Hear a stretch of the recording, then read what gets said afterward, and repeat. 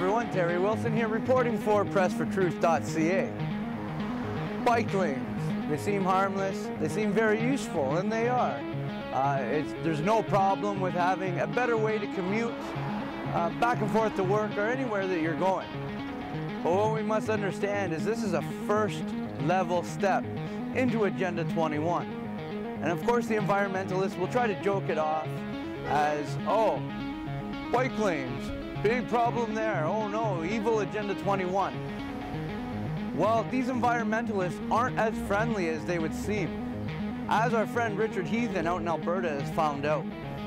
So Richard, you posted on social media a photo of, I guess it was a comment somebody had left in the Occupy Vancouver group about Agenda 21. Actually, why don't you this person I have under good source is actually associated with Occupy Vancouver. But what he left his comment on the event page for the Victoria rally against Agenda 21, and he was saying all sorts of vulgar things. I don't want to repeat exactly what he was saying because it's just kind of gross and disgusting and just really vulgar in nature. And but basically the crux of his pseudo argument was that Agenda 21 is voluntary, and this is a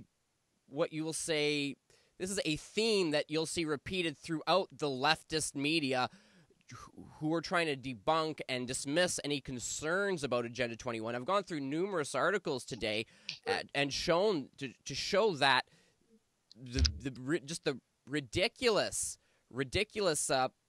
nonsensical kind of disinformation the leftist spin doctors are spinning out to try and mitigate any concerns with Agenda 21, and just calling it right-wing conspiracy theory or even a con job. I think the one article I seen from Esquire called it a right-wing long con, which a long con is a long-term con job, or yes, a long-term a con job, basically. Yeah, it's basically a long-term scam. Yes, and exactly. we see this everywhere. It's not only Vancouver, Victoria. We see, oh, Agenda 21. What's wrong with some bike lanes? Things of that nature. Well, I'll point a few pieces of spin out from the article. They're saying, this is a direct quote from the article. It's the article from Esquire. It is titled, "In UN Conspiracy Theorists, the Right Has a Long Con." Basically, there is a visceral and eminently exploitable feeling around the anti-Agenda 21 people that nobody really wants to be told what to do, even if what is being said to them is only a recommendation. Well, I get to that. That's just false in of itself, but let me buy my own light bulbs. Let me flush when I want to flush. It's childish, but it's real and powerful. So what they're saying there is anyone who has a problem with the government telling them how to run their lives is childish. And basically dismiss the whole idea of people who don't want to be run roughshod over as, childish people who should be dismissed. Also, they say that, oh, it's just recommendation. Well, it's not recommendation when the state implements it. It's not recommendation. Like, this is one thing, this is a total straw man the left does. Agenda 21 is being implemented by our governments. Now, and it is a United Nations plan, but they say it's voluntary because, the UN isn't going to come invade us if we don't implement it. The problem is it's being implemented. It was the architects of Agenda 21, the people who are funding it, the people who are funding the NGOs, are people who want a world integrated government, a world government. The Rockefellers are open about that. The CFR has been open about their ambitions for kind of a global centralized system. So global governance, they call it in all these think tanks. But what it really amounts to is world government. It is really just it's a complete and utter just ridiculous con job on their part. It's a ridiculous spin. It makes no sense. These people don't even know what they're talking about. They haven't taken the time to do the deep research that shows the connections that people like Maurice Strong have made, how they infiltrated the Canadian government, how they created the bureaucracies and funded the NGOs and created the whole architect, and we're the architects of this entire system. Like, I could go on for hours. Maurice Strong, he helped set up CEDA, the Canadian International Development Agency, which funds all these NGOs that push Agenda 21. CEDA also funds the International Institute for Sustainable Development, which is out of Winnipeg, which receives money from the government and also creates advises on policy. So, and another way that it's implemented is these same foundations fund radical environmental activist groups to oppose industry, and we're seeing that here in Canada. So it's full spectrum dominance. This idea that it's just some conspiracy theory, and we're just creating you're just advising people. It's totally ignorant. It misses the whole point. It's very shallow, surface level understanding, and quite frankly, I'm sick of it. I call out any debunkers, anyone who wants to have a chat about Agenda 21. I will debate you anytime, any place, anywhere. Bring it on, because I know Agenda 21. If you want to talk, let's talk. Yeah, let's talk some facts. You brought up all the NGOs funding things like Occupy. They're the ones behind it. We also see organizations like ICLEI. It's a global NGO working with local governments. So it really is a 1-2 punch. But what could we say to some of these people who are falling into the Occupy collectivism? They're falling for the rhetoric. What can we say? Like, what can we tell them to look into that's easy to find? You brought up a few examples. Where can they go to find information on this? Well, there's lots of people who cover this stuff. A lot of what I cover is how it's being implemented through the state. A lot of these leftists, they're ideologically blind. They don't want to see. They see the corporations as the be-all, end-alls of evil. Well, the corporations are pushing Agenda 21 because it creates barriers to entry for competition, and it gives them green cover, gives them good publicity, for one, because they think they're all being green. Makes everyone think they're being green and care about the environment. So it's a PR stunt on one level, but another level, the corporations are totally into it because they get sweetheart deals with the state, and which also, creates barriers to entry. They also get public P3s, they're called, public-private partnerships, which are basically a government-granted monopoly on government-granted monopoly on whatever service they're part of.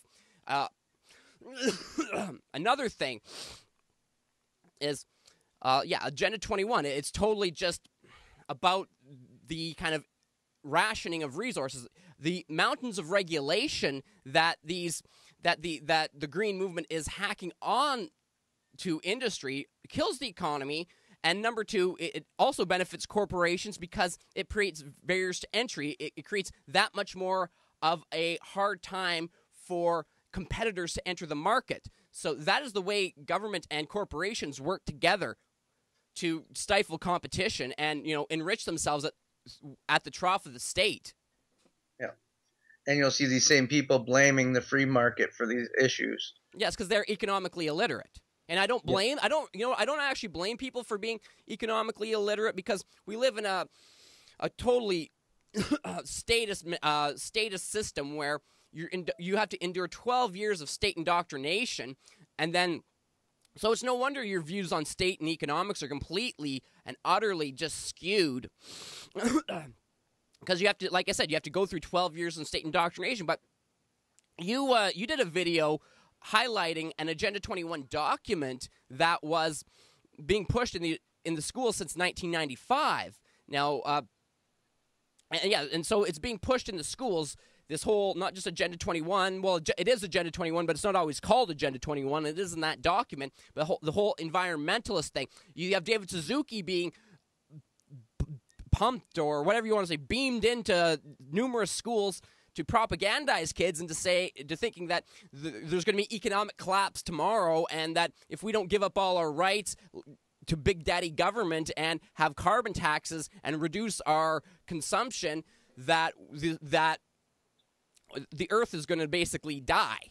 And there's no one who is you don't have any.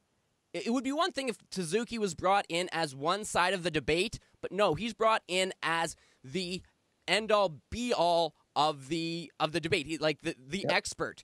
Other doctors, other climatologists, other scientists like Dr. Tim Ball, he cannot get into a school to talk to children. He cannot, so that's how this stuff is pushed in the indoctrination system of the state. Well, never mind even just in schools. I mean, Suzuki wouldn't debate somebody like Dr. Tim Ball. No, anywhere. Of course not. Suzuki's not open for debate. Quite frankly, he made a complete ass of himself when he went to Australia and was asked some critical questions, and he had to basically roll over and admit he didn't know what the hell he's talking about. No, exactly. So I want to thank you for confronting this when you saw it, because that's what we need is liberty-minded individuals. When we see these rude and ignorant things being said and trying to ridicule people like yourself and many others, we need to stand up and confront it and say, no, here are the facts. All you have is rhetoric behind you. Oh yeah, all these kids. Well, it's interesting. This guy, the left, especially the far left, is inherently violent in nature. He was saying, "Oh, you libertarians," a joke, an insult or pejorative towards libertarians.